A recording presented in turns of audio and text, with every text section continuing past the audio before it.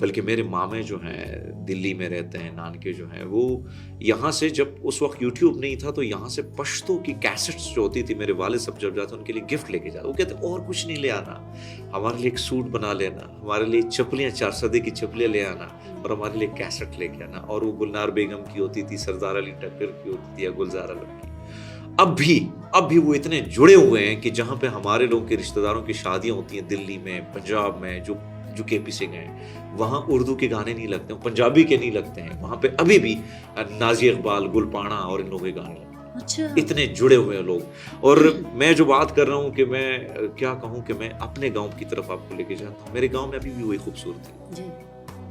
میں کھل کے بات کرنے والا ہوں. میرے گاؤں میں میرے جو والدہ تھی، جس نے بیٹی کہا تھا، کیونکہ میری والدہ کے پیرنٹس جو تھے وہ دلی میں تھے، تو وہ مولانا صاحب کی جو ہے بیگم تھی.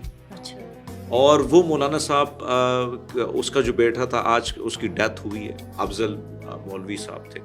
اچھا، وہ میری والدہ کو عید کے دن، ویساکھی کے دن کچھ نہ کچھ گفٹ دیتی تھی، سوٹ لیتی تھی.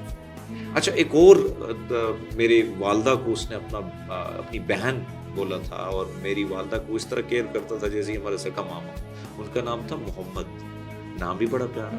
تو یہ کریکٹر بہت خوبصورت ہیں. اور پھر جب میں نے آپ کو بات کی کہ لیٹ سپوز ہم ادھر جاتے ہیں جو ہمارے دکھ سکھ ہوتے ہیں، یعنی آپ نے شمشان گھاٹ کی بات کی، شمشان گھاٹ کی زمین احمد فاروق خان نے دی.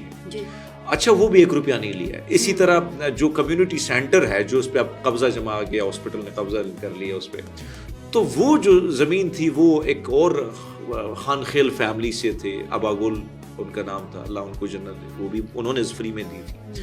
پھر اسی طرح یعنی حتیٰ کہ بہت سارے لوگوں نے، میں ابھی بھی، میرے ایک دوست ہے مکرم، وہ مجھے کہتا ہے یار تم میری زمین پہ ایک بڑا سا گھر بنا لو، یہ زمین بھی تیری ہوگی، میں ابھی لکھ لیتا ہوں. اس طرح کا پیار ہے. اچھا، میرے بھائی کا جب مرڈر ہوا 300 سے 400 گاڑیاں مجھے ریسیو کرنے کے لیے آئیں. میرے بھائی کی لاش کو کندھا مسلمانوں نے دیا.